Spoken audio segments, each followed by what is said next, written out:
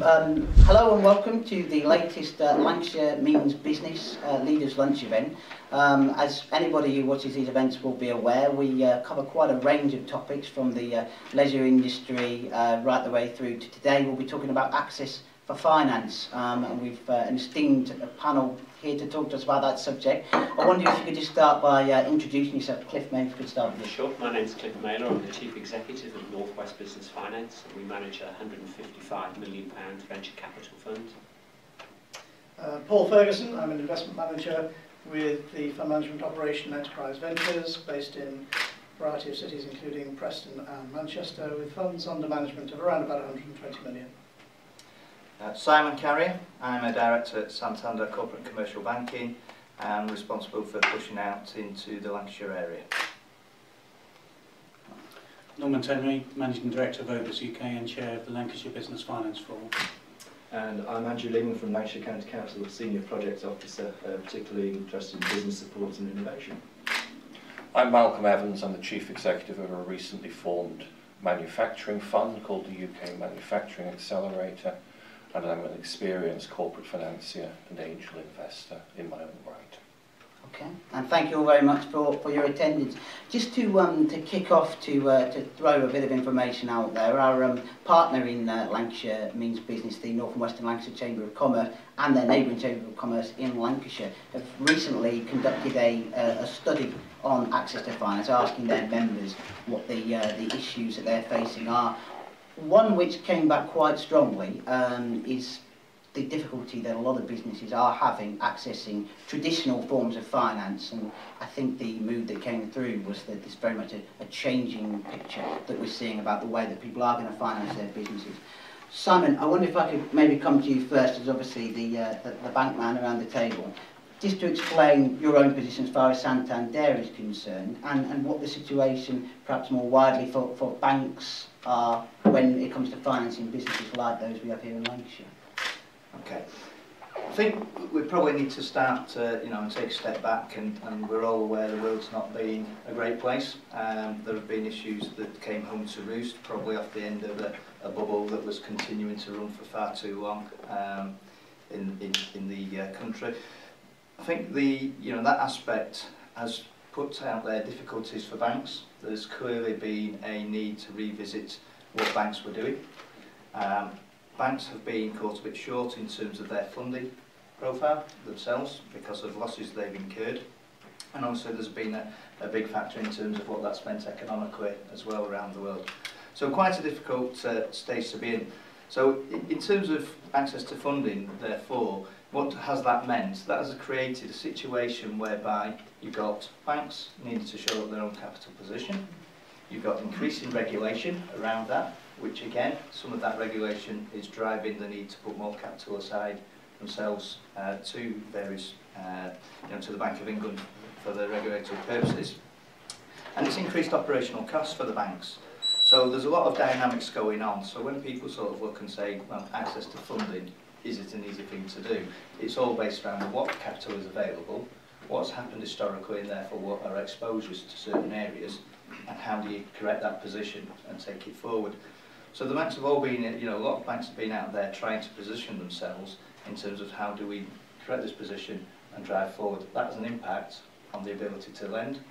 I think we also need to reflect on the fact that did the whole system get out of kilter with what should have been the traditional norms of lending, and was that something that was purely a bank situation, or was it something that had become endemic within society, where people actually wanted more debt than they could actually afford to service, were businesses being advised properly on the levels of debt that were appropriate, and were they actually being advised correctly to how to go and achieve debt.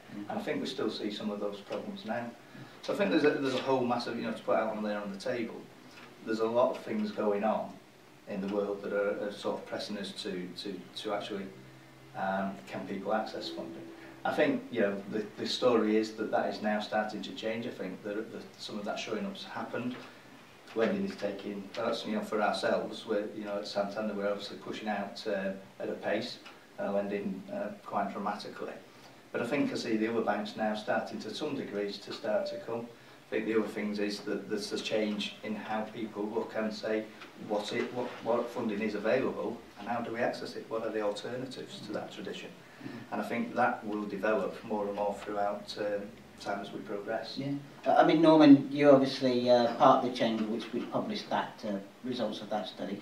I mean, some of the things Simon's saying there ring true with what your experiences and the experiences of members of the chamber that you've spoken with? To an extent. I think the big problem is that everyone is advertising, all banks are saying that they're open for lending, but the actual story is very much different. And I think it's actually trying to understand where you can go, how you need to position yourself, and what is being looked for from your business, because that bit's not very clear.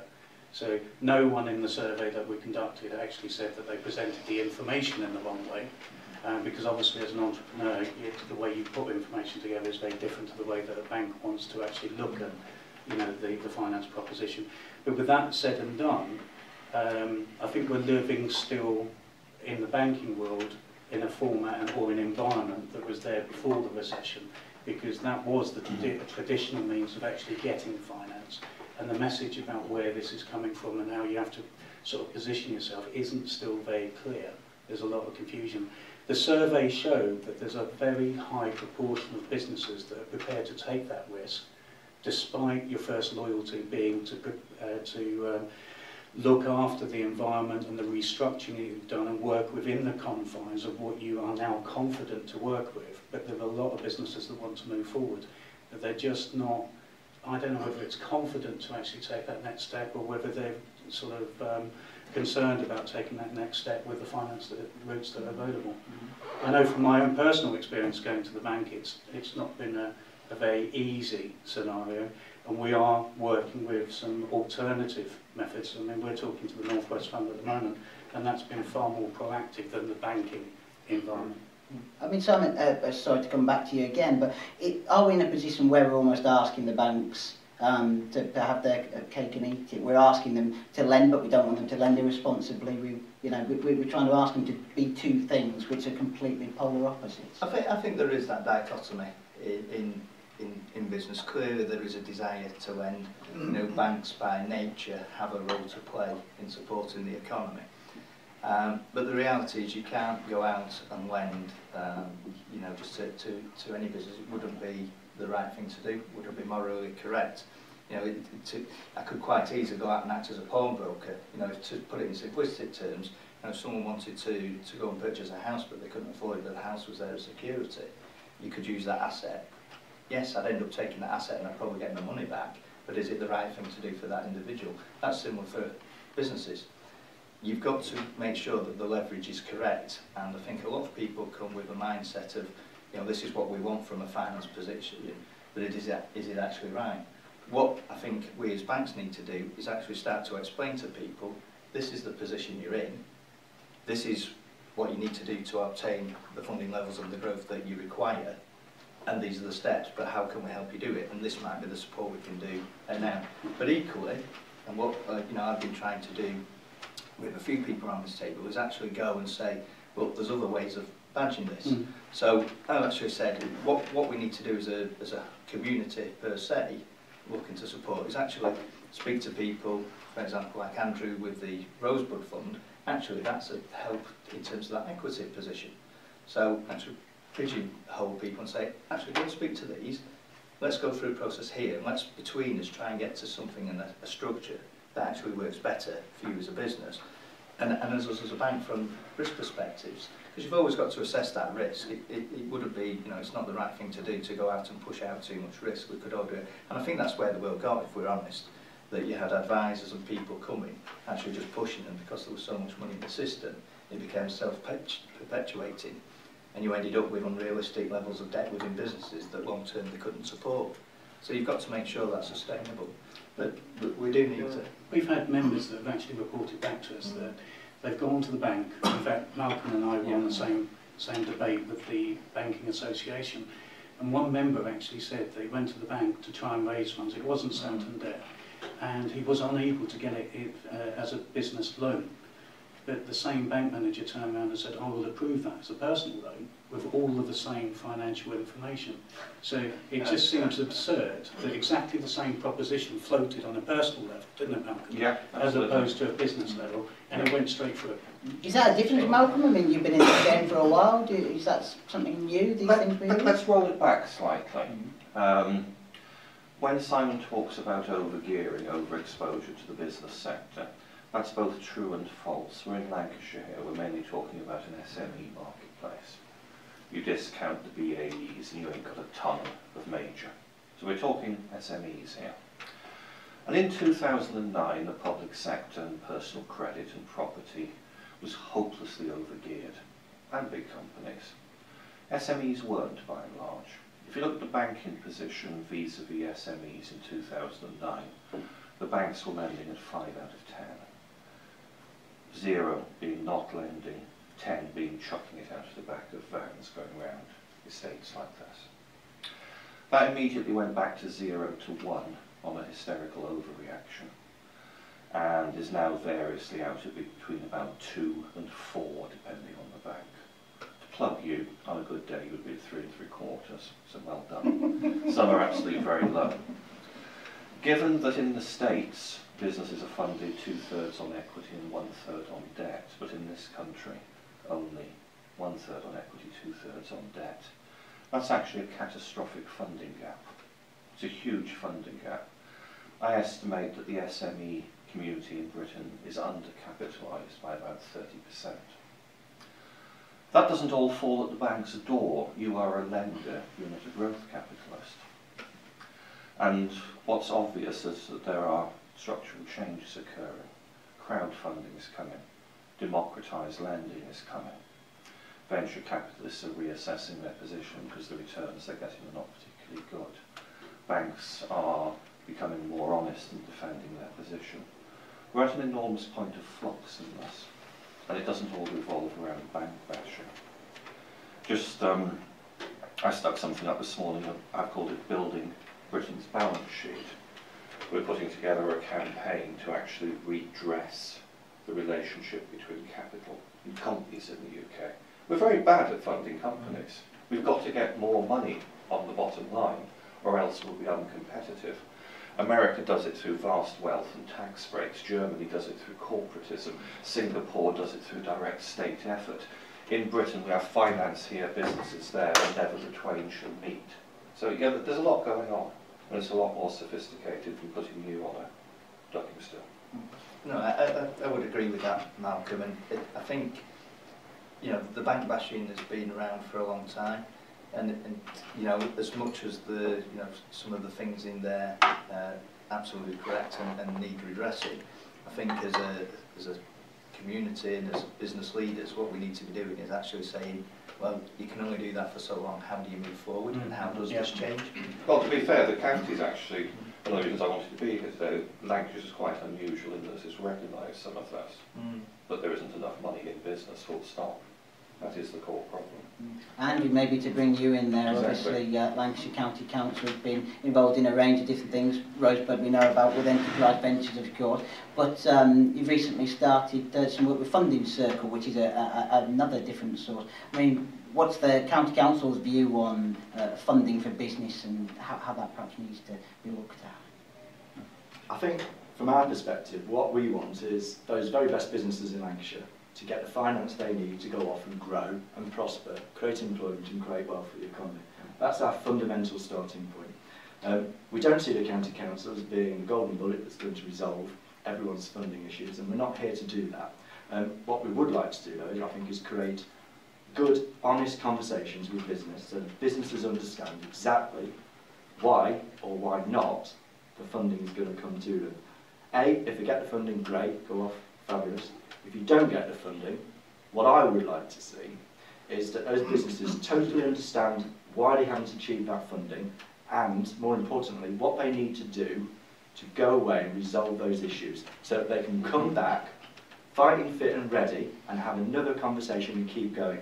Yeah. We as a county want tenacious businesses that are out there, hungry for that growth, hungry for change, and prepared to kind of good, honest, open dialogue with people that can provide the investments that they need to see their businesses grow. And we want to come at it from that position. Is that reality, or is that a best case scenario?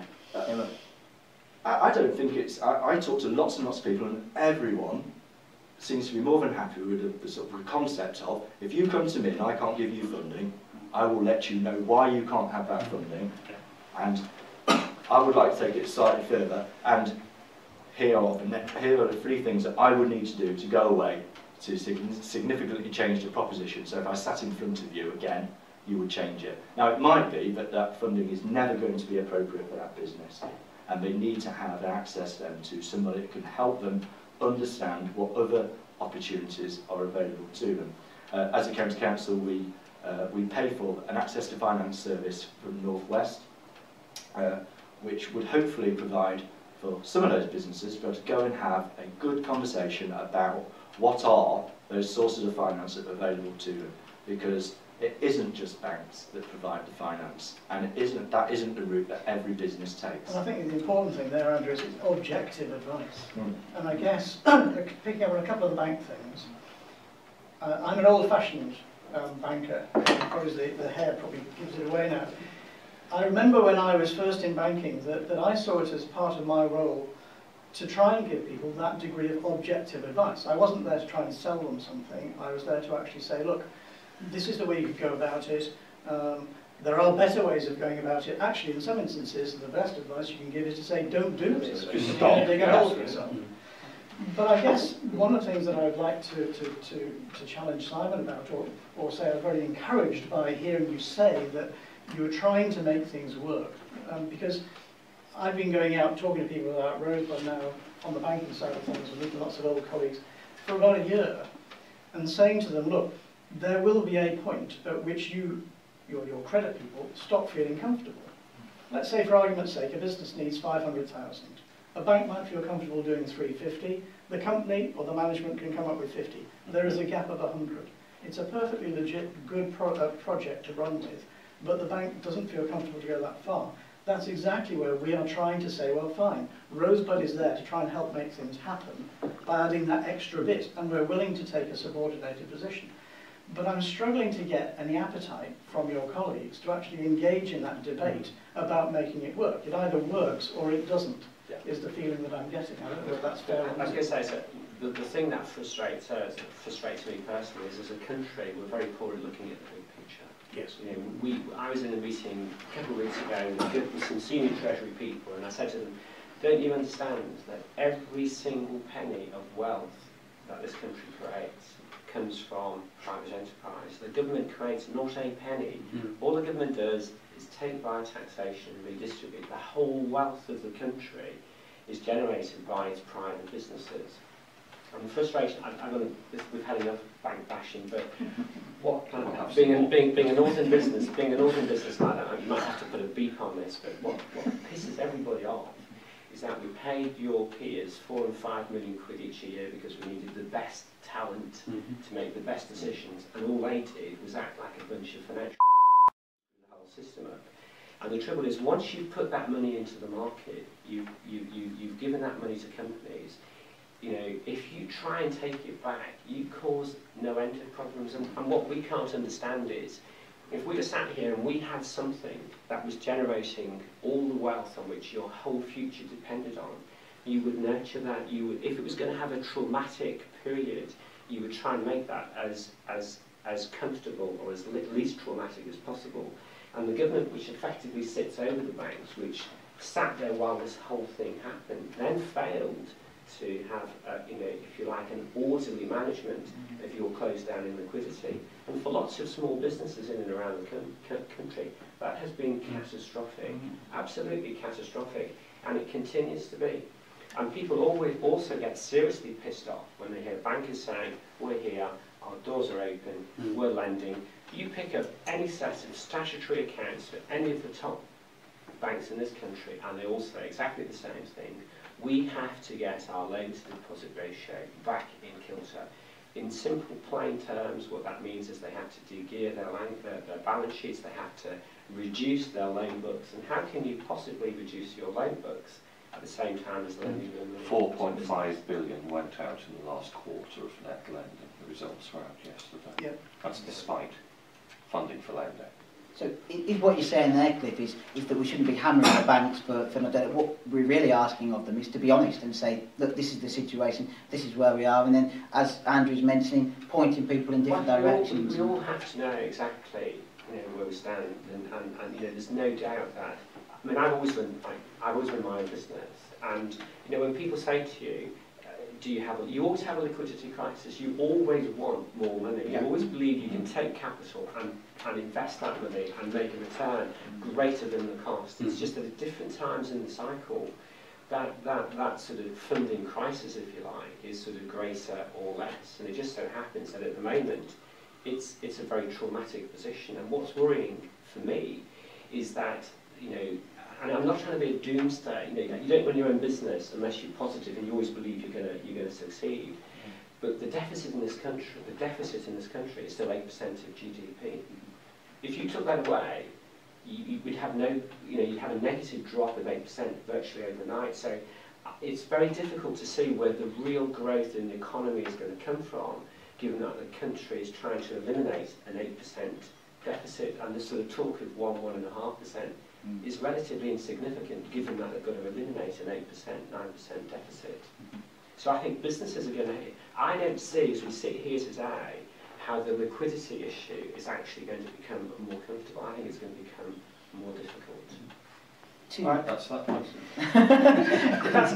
That is no, I agree. This is what I meant. This is what I meant by bad capitalists. We need to actually understand that there isn't enough money in business and line up the whole state effort to remedy it. I couldn't agree more. You've given the technical analysis of what I'm speaking about in a politicised way. I thought what was really interesting was when the new governor of the Bank of England, who's come from Canada, spoke to the IMF. He said the UK was not that far behind Spain and Greece. It's very honest. Very honest. Not that far from being a basket case economy ourselves. And I think everybody around this table would agree, if you're going to tackle a problem, the first thing you have to do is understand the extent of that problem. Yes. And if you pretend it's significantly less serious than it is, you're going to set off on a course. You're going to make decisions that are not going to solve the problem. And I get seriously frustrated by the Labourers and the Conservative people arguing about should we cut, should we spend. That's not the issue. The issue is, do we, if you've done this loads of times, Mark, and when you go into a business to sort it out, what you want is a business model that's going to work when you come out the other end. Yeah. And it doesn't matter. Sometimes you might look at it and say, well, actually, what we have to do here, it's not a case of cutting costs. We have to invest to make sure this business model in 5 years, 10 years, 15 years, 20 years' time is going to support the economy. And everything we do is focused on the next election, the next 2 years. And I think we need to start thinking longer term and recognising that small businesses are the economy, and if we don't nurture those businesses and we don't take care of them, then our kids are not going to have jobs when they come out of university. How do you take the politics out of it, though? Because the politics are so ingrained in this country, in all kinds of things, including this. How do we take that out? The Chancellor's now given four budget speeches, and each time he stands up, he tinkers around with little bits of bit of tax here. And it's a bit like, the analogy I would make is a bit like having, when you're in a war zone, you need a battlefield surgeon. You need somebody who can say, right, this is the picture, lads, this is what we have to do, and we need collective support to make this happen, and stand up and inspire everybody that, he's got a plan that's going to work. Instead of having a battlefield surgeon, what we have is a sort of out-of-hours GP who, will make a call if and when necessary. I think we have to recognise we put people into positions of responsibility. That guy could apply for a finance director's job in any of the top 10,000 companies in the UK. He wouldn't even get an interview. No. He doesn't have any professional qualifications. So we put a guy in charge of a £600 billion budget who doesn't have any professional qualifications to support. Where else would that happen? France. Yeah, but look at the state they're in. That's why. So, let's say there's no sort of. I'm not suggesting there's any easy fix here, but I am frustrated by the fact that we need to start looking longer term. The fix is people talking about it. Forums like this are starting all over the country. People are talking. I've never seen people talking in this business actually taking leadership. It's new. I've been in business 30 years, this is new. I'm going to the CBI on Friday, and I'm going on to the Tory Central Office to have exactly these conversations. People are actually demanding that the state effort lines up behind business. It's got to.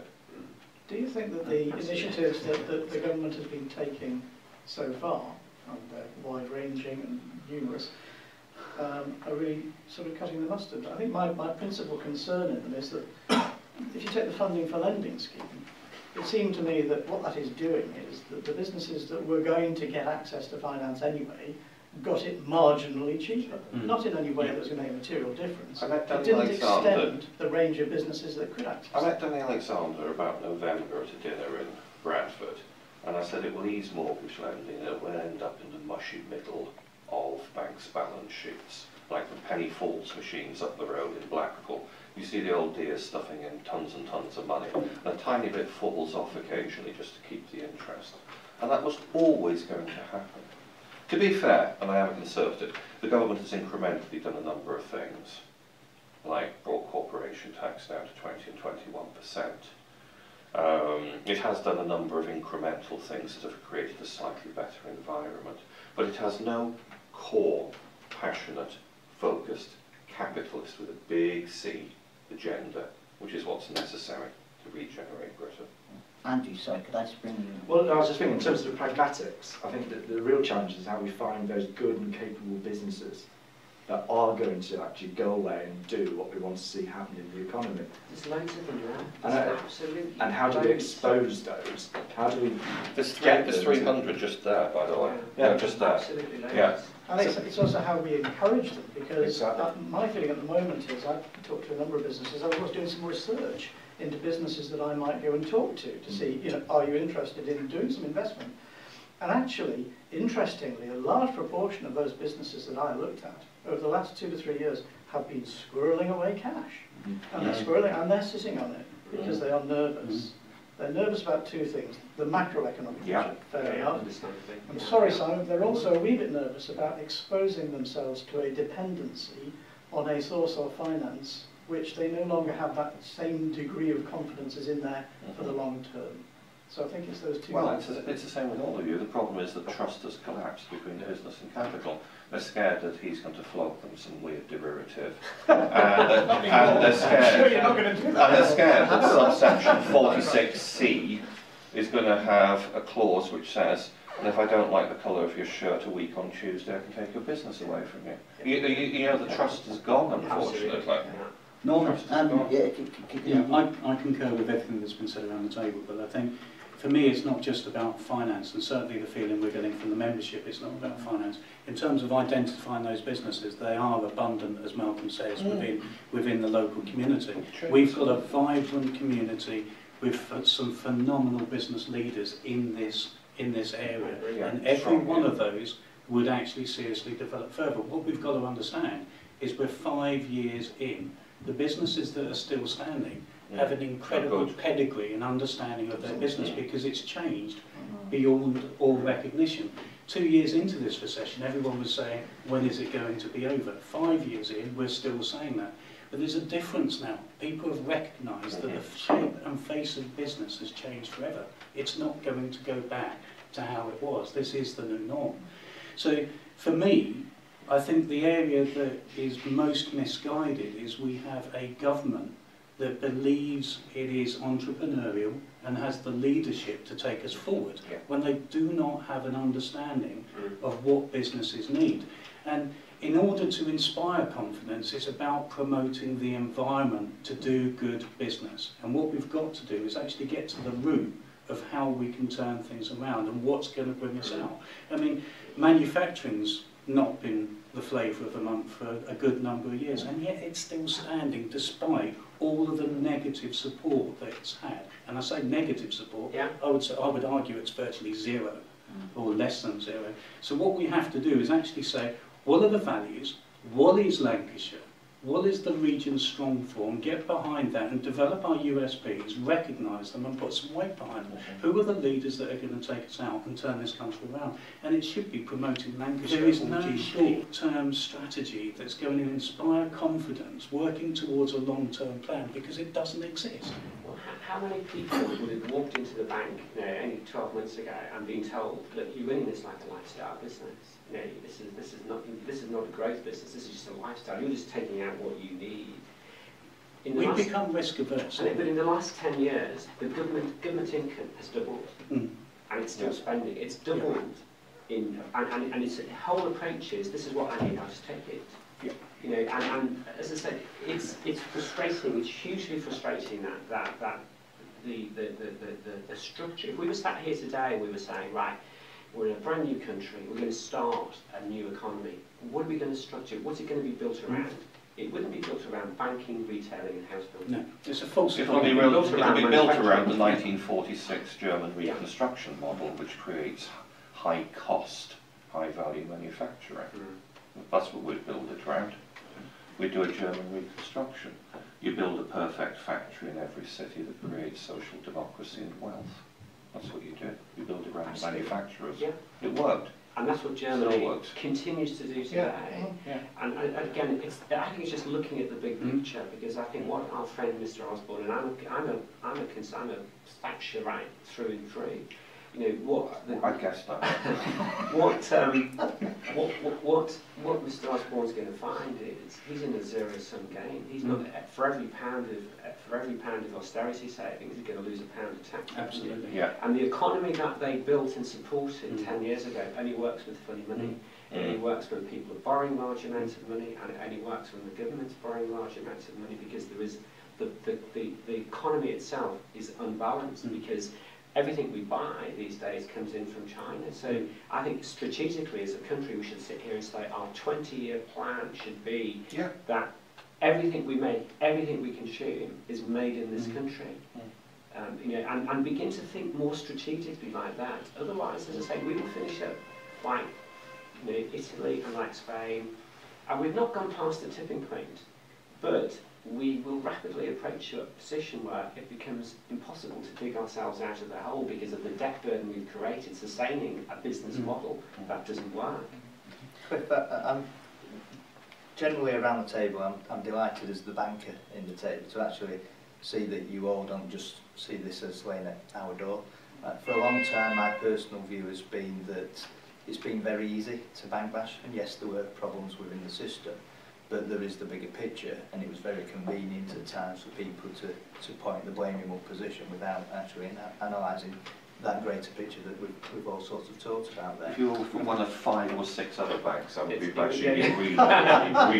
Barclays, I do think that the banks do have a large thing to play in this, though, because the communication, the visibility for what they're there for still isn't very I would clear. agree that And whether it's banking, government, politics, legislation or anything, businesses work within the confines of legislation, banking and policy, which is doomed before you even get into the office, and you actually find a way of making it work. Now, if you had some of that motivation and thought process actually in government leading the country or within banking, then this place would be a far better place to work. What I was going to go on to say was that we can sit here all day, can't we, and we can say, well, with government and this, is that going to change overnight? Is the system going to change overnight? No, I don't think it will. We are what we are. What I'm more about, and where I've been trying to push, is that as individuals and as local representatives, what we should be trying to do, things you touched upon in terms of Lancashire, is actually how can we change things within Lancashire, around this table and with other people, to actually push out. You're in a system, but how can you work that system to the best? We're starting to do that because businesses have struggled to understand that you've got entrepreneurs that take a great sense of pride in their achievements and commitments to actually the employees and paying their suppliers and paying their dues, that have actually started to realise that they're not doing a bad job. In fact, they ought to be congratulated for all the hard work they've done without any support over the last 5 years. And what they're starting to realise now, because the voice of business is actually starting to grow through, you know, the panels that Malcolm and I are on, through the initiatives obviously with Lancashire Council, and because people are starting to recognise and we're starting to get to the truth, because something has to happen. And it's a localised corporatism. It's people actually joining up. I was in Peterborough a couple of times recently, sparking with some people there, local enterprise organisation, local business leaders. It's happening. Liverpool, of all places, is beginning to make the right noises. Yeah, Joe Anderson has really, really surprised people. He's starting to talk the rhetoric of business growth and doing stuff about it. It's happening very much in Lancashire. It's not happening in Manchester, which has certain vastness around its public sector. It's certainly happening in Bradford. This kind of localised corporatism is beginning to take root in places which aren't overly dominated by one big unitary authority. It's starting to happen. While we're on the subject of, we've obviously identified the problem, or problems I should say, now we're on to perhaps more of the subject of what the solution is, not saying we're going to come up with that this afternoon. But Cliff, maybe if I could just come to you with regards to the North West Fund. I know the fund obviously by its very name is a regional one. Yeah. In Lancashire, would it be fair to say it's probably a place that you've struggled to make investments in the interim term? We have really. I mean, one of our frustrations, or my frustrations is, if you're a business dealing with our fund, you just tear the paper up and walk out the door, quite frankly, because it is very frustrating. You know, it's almost as though we start off by saying, look, we'd love to lend you money. Right, first of all, are you in an eligible sector? Right, well, we don't lend to that type of business. And do you do retail? I'm sorry, we don't do retail. And do you employ more than this number of people? And by the time you get to the end, the poor guy is filling in his application form saying, look, I'm just trying to grow my bloody business here. Are you going to lend me money or are you not going to lend me money? I think, you know, we could, if we, I suppose the only saving thing is if we didn't have those things, we'd be lending 10 times what we are. Yeah. But it is fair to say that, to answer your question, I think we have struggled to deploy money in Lancashire. The loan fund's not doing too bad, but the equity fund is more difficult, and that's because I fully understand it. You know, rest assured, if you've got a good business that you think's going somewhere, you don't want to give 25% of it away on a P4 to a bloke in a suit and a tie, because you think he's going to shaft you in much the same way as the banks have been. Never mind 45. So I think equity funding conceptually in this country has a problem, and is a long way behind the American model, and that's something that we have to work to educate people on. But we need to have better quality. You know, the people who are making equity investments need to be better quality people. I think they need to be not just better salespeople, but you know, you're bringing in a partner. You want to feel that that partner's not just trying to put his hand in your back pocket and up with all. So it's the cost of supporting that infrastructure, isn't it, to make sure that the people involved in it have got the expertise, but the money is delivered to the places where it's needed. Absolutely. At minimal cost and with minimal baggage. You know, I'll tell you a story about my first business partner. Built a super business, took it from a standing start to profits of £1 million a year. That takes a talent that everybody around this room will recognise, not everybody has. He floated the business, brought in a load of professional people, and within 6 months was on the point of losing the whole thing. And there's a huge quality issue about it. There's a huge question mark over the quality, I think, sometimes. Professional advice to businesses as well. You get these really capable entrepreneurial people who, you know, nothing's going to stop them succeeding, but I think they, and that's why I think venture capital needs to be not only a partnership of capital, but a partnership of professional skills as well. May I talk to that, because I've been probably the most prominent North West Fund basher over the last 2 years. And I remember telling the head of New Economy in Manchester over 2 years ago that it was structurally flawed on about 5 levels and it would struggle. And Cliff is the man to try and unravel some of this. If we ever have money like that again, we do not have it tied in knots. It needs to be a special investment fund applied with discretion by business professionals where business can grow. And if that is student lodgings, it's student lodgings. If it's rebuilding a fishing fleet, it's rebuilding a fishing fleet. The terms and conditions put into a non-specialised economy like Lancashire means it can hardly lend. It means it can have glad-handing visits to Cumbria, but it ain't going to put much money into Cumbria. The whole thing was slightly misconceived from starters. What we need is professional investors putting out money. And this is what I talk about at the moment. We have far too much money sitting here, businesses sitting there, and it ends up rubbing up with hard friction in the middle. There are three elements to a business. There's great IP, or ideas, great people, with sufficient capital, and you need to churn that in the professional relationship of cooperation. And what we have at the moment with money is hyperbolic promoters and bullshitty businesses rubbing each other up the wrong way. And we have that right across this country. We have a huge overhang of money, and we have no channels for it to actually channel into innovation. That is the problem. And that's what's hampered his fund. And not him, the structures around it have hampered it. But I also think one of the other things that's hampered it is the way that we actually look at the criteria for lending. It's all based on historical performance, but it doesn't take into account the constraints or the issues that the business has gone through. Because given that funding, if you rolled it back, same as looking at GDP, where could we have been if some of the funding for lending... You know, if you had had 300 grand 2 years ago, your historicals would look very different. Absolutely. It's about trying to, again, another conversation I had with the government minister was, I said to him, you go and set up a business, go and register a company at Companies House. You have to reinforce the other side of your letterbox to cope with the mail that, you know, you're absolutely persecuted.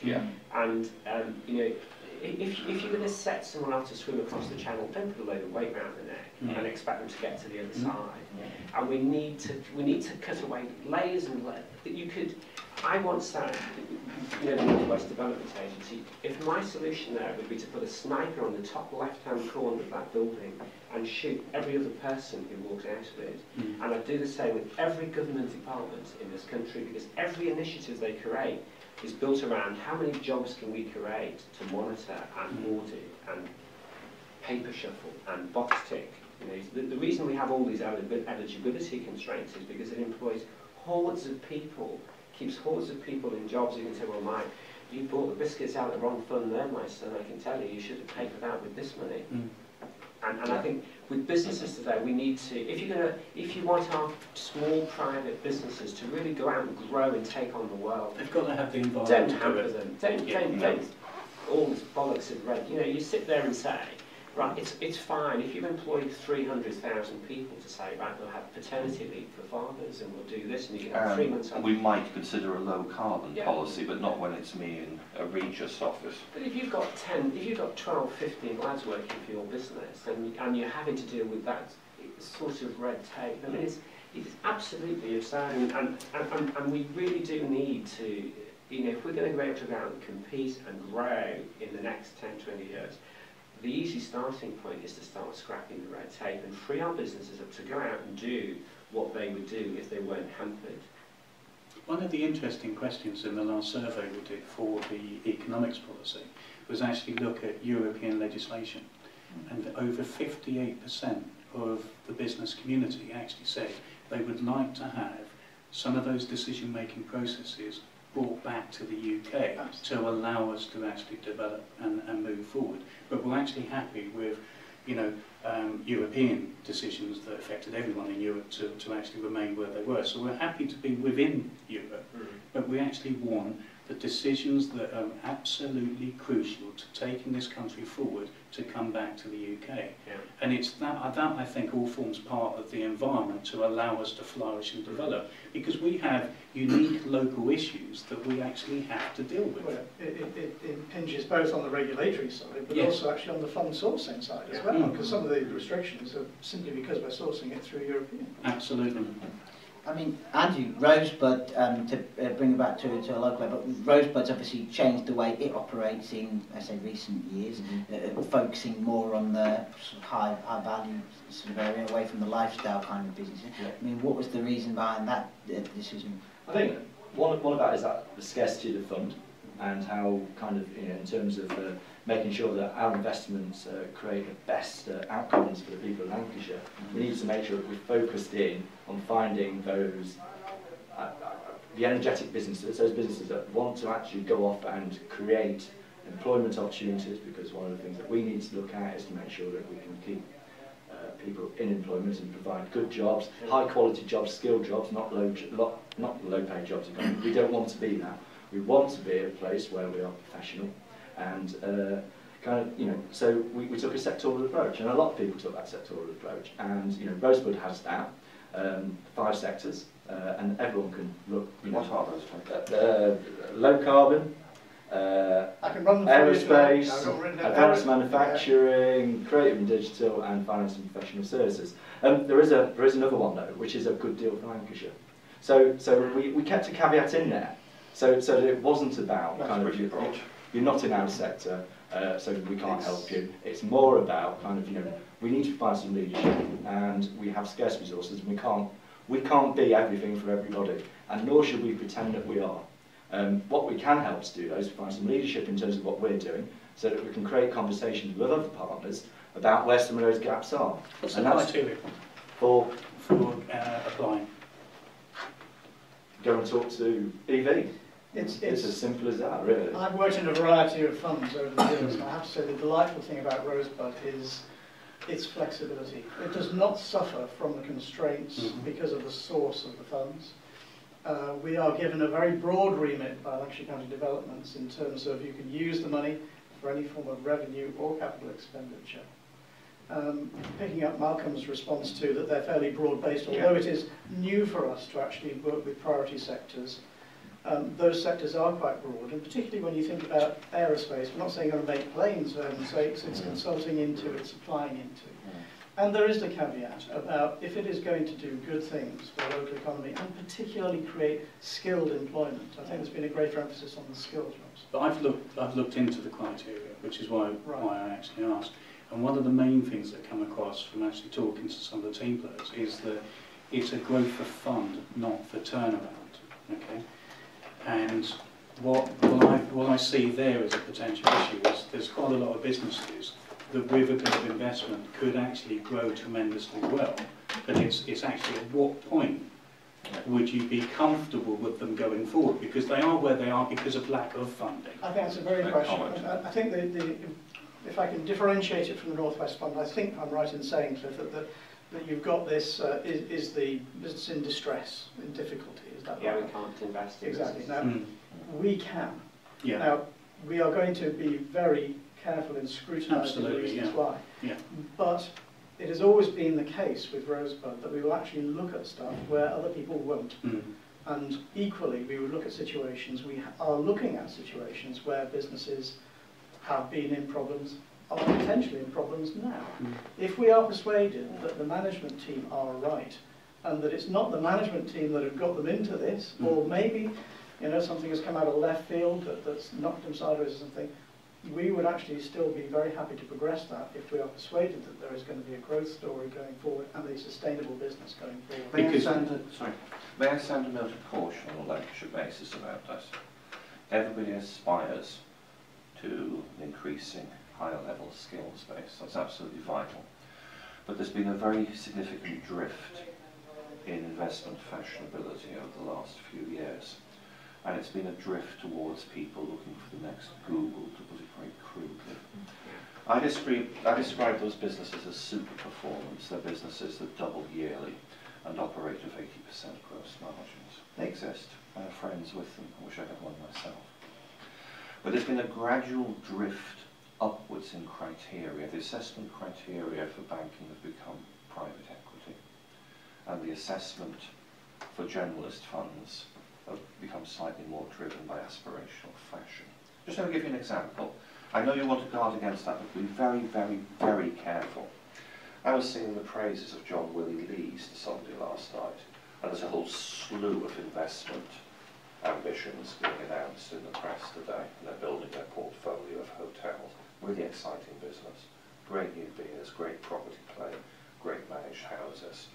They've been in Middleton since 1828. They're not very fashionable, but they're growing and they're moving. I've got lots of friends in recruitment. There are some tremendous emergent niches in recruitment at the moment, not even particularly digital, just phone bashing. It's very easy. Just be careful that you don't throw out the baby with the bathwater. I've given you two incredibly dull areas, but these are going to create 50 new jobs. And my friend Sarah could probably set up a recruitment agency and have 40 people in Darwin tomorrow if she chose to put it in Darwin. Don't go for super performance over performance. Just be dead careful on that. I think it's very wise guidance. Aspire to the skills base.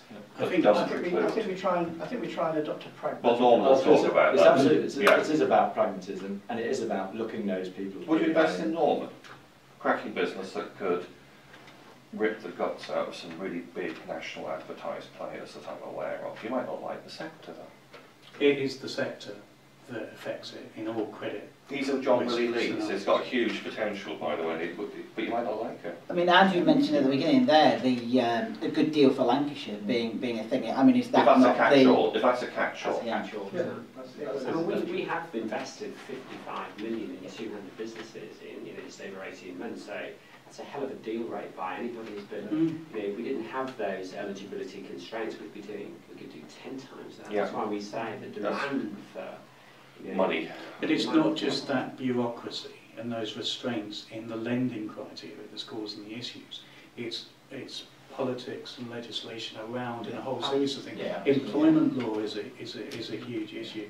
The change to the rates bills that have been delayed to 2015 is another huge issue. But there seems to be things that are coming in which are continually adding to the constraints, to use your analogy of the weights around your neck when you're swimming in the sea, that us businesses actually aspire to overcome. And the cynic in me would take the view that this is the state self-perpetuating its own importance. Absolutely. Big government can only get bigger. I mean, that's just axiomatic. Yeah, and it's, there's, I don't know, 6 million people now on the state payroll. Yeah. We used to run the whole empire with little more than now run a relatively large hospital trust, and it does self-perpetuate. I mean, I see it. I've come from, trust me, the first 18, I don't know why the board put up with me, because I just say as I see it. But you can't believe the amount of paper shuffling, risk assessment, box ticking, bloody bureaucratic arses that are on the state payroll that create jobs out of absolutely nothing. And every government initiative is driven by how can we create a role of importance here for ourselves. All we can do is restrict. Have you ever seen a stretch of road where they've taken away restrictions? Of course, this has to be anything outside. I expect anything that's controversial to be sort of bleeped out and. No, he's right. Let's go back to Lancashire finance. Otherwise, this is going to become a neocon. Sector-based is a really big issue because I really think that's crucial. You cannot judge every business as a poor business because of the sector we're in, because there will always be a poor business in that sector. And in order to push it forward, you've got to pick out the people that are the light-footed gazelles that will change that industry and move it forward. There's some really good emergent student rental plays in Lancashire, and there's some really bad ones in Manchester at the moment. You wouldn't be able to invest in that. It's a really good sector at the moment. But, you can put millions considering we're 5 years into a recession, you've got businesses that are against the odds, with lack of funding, without direction, without the right playing field, are achieving tremendous results. I often talk to people and say survival is the new success. And it really is out there. I agree with that. Yeah. So the fact that we are surviving and we're keeping our heads above water, we're paying the salaries, which again, no one in government actually understands what it's like the night before payday to actually think if that's going to go through. Because if you're pound out, it will bounce. So if we're sitting there and we've got no support and we're actually pushing our businesses forward, then what we've surely got to do is actually find a way of actually getting people to listen to us. There was Jack Nicholson was in a film, and I can't remember where it was, and he said, "You can't handle the truth." And I've actually sat in a government debate where government ministers believe that we cannot handle the truth, and yet we're dealing with it every day of our lives. And we're actually dealing with so much uncertainty that we're finding solutions. What we need is to be listened to, I think, to remove the constraints, to make it easier for you to lend. Picking who is going to be the light-footed gazelle is a skill set I would love to develop, and I hope that everyone around this table that's lending money has got the skill set. Because I'm sure you must be frustrated with saying, I would love to back that business. There's too much fear of failure in the and William, the other thing that's right. I mean, in the States, you won't have that. You're not even eligible for funding unless you've suffered a business failure. Absolutely. Whereas in this country, if you've suffered a business failure, you're treated like some sort of pariah and hung out to dry. And again, what I say to our fund managers is, and I've not made as much money as you have, Malcolm, but you know, I sold a couple of businesses, and Yeah, but I've lost all mine on bad choices. you know, I've built and sold 3 companies. Yeah. Now. I've employed 300 people in the press business, so you know, I've employed significant numbers of people. And when I walk in, and for me, before I even look at the sector, it's the people that excite me. For me, if it doesn't matter what sector the guy's in, or the people or the team are in, it's the people. And you speak to the people, and you go, this guy, or these people, this team, they've got a decent chance. So if we give them a bit of capital, we'll more than get our money back. And that's why, you know, I think the venture. I did a presentation at Pro Manchester. And it was a huge, I didn't know until I walked out, mic'd up, and 300 people sat around on tables, all venture capital people, and I said, you know, they were trying to understand why their reputation was in tatters. And I said, it's because your judgment is shit, quite frankly. You've done so many crap deals where you've bought businesses, you know, for 5, 50 million, well, it doesn't really matter, but 95% of it is debt. You've sent it off swimming across the ocean, and then when it's sunk 100 yards offshore, you look at each other and say, well, how did that happen? When it never had a chance of and I think, you know, it gets back to what we need from our venture capitalists. Is that you have to go in front of a business and you present a package. Look, we're a partnership here. We're not just in here for 3 or 4 years, quick, get out, make our money, and thanks very much. We're here for a 10, 15, 20-year haul. We're going to bring to the table not only our money, but a collection of expertise. So when you're saying, I've got great products, I sell them really well in the UK, well, how do I take this to France? It's marrying that skill set and that culture, isn't it? Because if you're going out there for private equity, then usually you're going to pull in some baggage, and it's really important to find out that the marriage is going to work. Whereas I think that's why business traditionally is like the banking route, because it's just pure money. So I think, you know, there needs to be a bit more work done in terms of the culture, what you're bringing to the table, how you're going to support the business and develop and evolve it. Because the fact that they're still standing, they're doing something really well. There's a really deep endemic problem in British private equity and venture capital, in that everybody purports to be a generalist. Yes. And it doesn't really work. There's one particular fund within the Northwest Fund, which has a very high degree of sectoral expertise. And as a result, it's doing beautifully. You could do with another 50 million. It's very much an exception to that, because that's what it does. There isn't enough expertise in finance. But I don't look at stuff if I don't think I understand what it is. I think you've got to be careful as well, because I don't think expertise is the answer, because if the future is about creativity, doing something different, doing it something But I was just replying to Cliff's point about bringing some value out in expertise to the I party. am loath to break up the conversation because it's going so well, but we are coming to the end of our hour. I wondered if I could just finish in a similar fashion to the way I started. I think what we've agreed around the table here is that there's no silver bullet, there's no one size fits all that's going to achieve all this. It's going to be a variety of different things. I wonder if I just go around the table and maybe ask each of you if you could perhaps give an idea of what you think some of those factors are that need to be brought in. And Malcolm, I'm going to start with you. No pressure. I'm very pleased to be here today, because I do think Lancashire is doing some things differently. I travel far and wide. I think we could learn some different stuff. We spent a bit of time in Scotland recently. The public sector is far, far, far too big. But there are certain elements around the funding of the enterprise, state and private partnership, that works extremely well. I think we need to join up Lancashire better, because we're looking into the semi-distance towards Blackburn, and it's a different world over there. I think fractures within Manchester politically, and in terms of its professional membership organisations, are stifling progress appallingly in this area. I love the chamber here, by the way. I think we need more forums like this. It's absolutely vital that we get the council involved. If we had another one like this, I would bring a couple of the MPs. And I use this model, I've used this term today, plucked out of thin air, local corporatism, where people actually start working together. And I think there is merit in that. I really think there is merit in that. But we need to start from the assumption that I suggested, and Cliff has very eloquently hammered home, that we really are fundamentally really bad at capitalism at the moment. And we need to accept that unless we create a font of private wealth, everything else can whistle. So, I think from my perspective, just as a public sector worker, all I want to do is try and expose those businesses out there that are tenacious, that are hungry, that are genuinely looking to grow, and I want to open up a conversation with them. I'm not saying that we as a county council will have a solution. However, we are prepared to have conversations with those businesses about looking for the right mix of people to come together to work on solutions to help those businesses to grow and prosper. One of the reasons that we have gone into some more unique partnerships, for example, Funding Circle, Crowdsource, is that we want to expose people away from that stereotype that the public sector are risk averse or kind of don't get what the agenda is. And we need to kind of look at, because we are having to do things differently, and we want to unearth people that don't default I wonder what public sector grants are available to us, we need to start doing things differently as a council as well.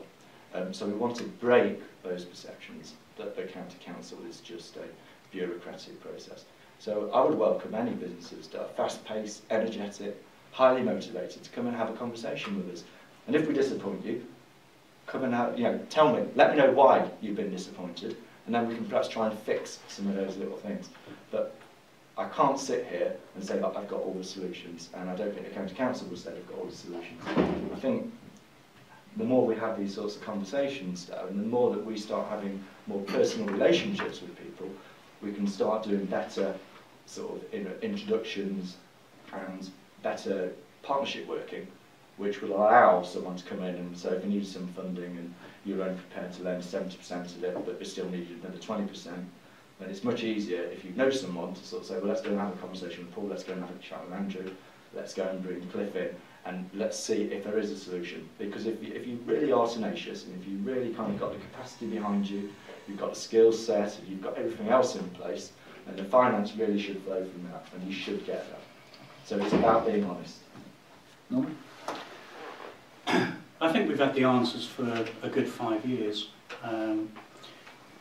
We know it's been tough, but what we genuinely need to do is pull together. We've got the resources, we've got the skill set, we've got the businesses that will actually develop this country going forward. And I think what we need to do is stop wasting money and stop wasting time. Because if we spend £1 in government, by every pound we spend is just being spent. If we took that same amount of money that was being spent, or a proportion of it, and allowed every business to employ one additional person that would generate an income, then you've got more flow going back into the economy than going out of it. So I think what we need to do is look at what our assets are, look at what we can do to change something. Don't put restrictive legislation in that is actually counterproductive to growth. Actually look at ways that will facilitate business growth, funding of ideas, and actually invest in stuff that will build this country. Everything we've developed over our trading history has been given away to other countries. What we need to do is embrace it and look after the skills and the resources that we've got in abundance.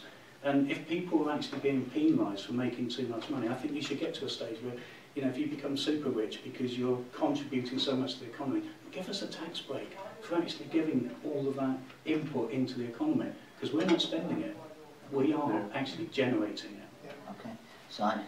Okay, look, I've come back into Lancashire recently, and to be honest with you, I'm absolutely delighted, and it's good to see some good businesses out there still, as you say, steady businesses that are performing. I think generically one of the major things for me is we need a change of mindset. Everyone got into the mindset of, a deal's done for this reason, we make money into venture capitalists. Your comments, Cliff, earlier around venture capitalists pushing too much debt into companies resonates very highly with me. You're a brave man to say no at the top of the market.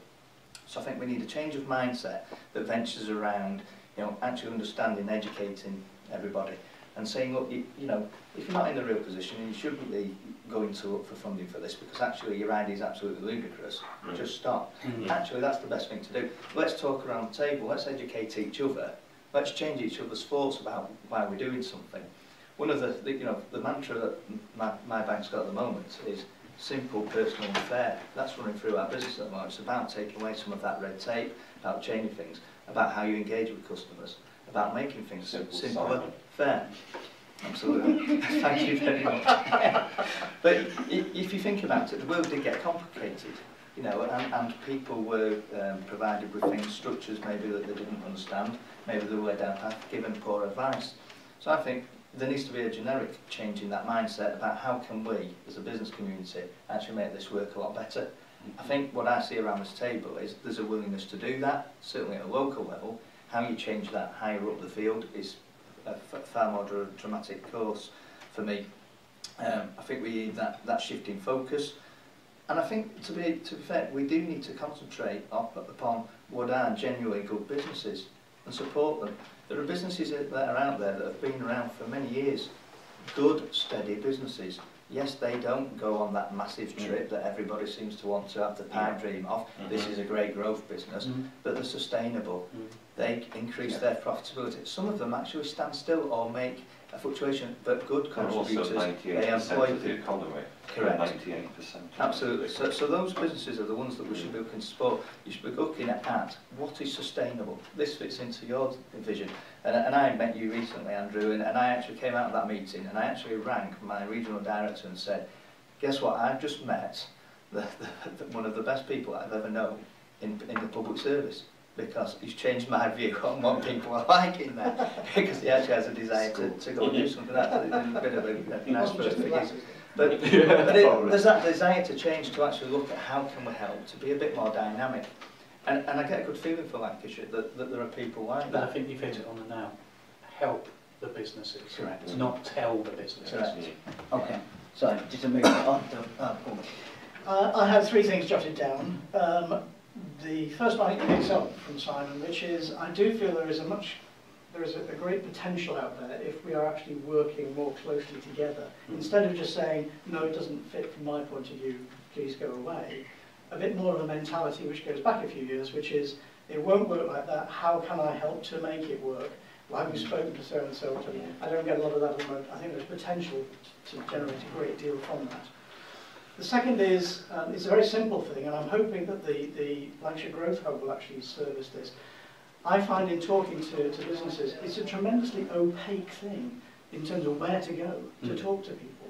And the number of conversations I have where I just happen to hit upon, by sheer chance, talking to somebody, when realistically, they should have been able to access me or other providers a lot more easily than they have been.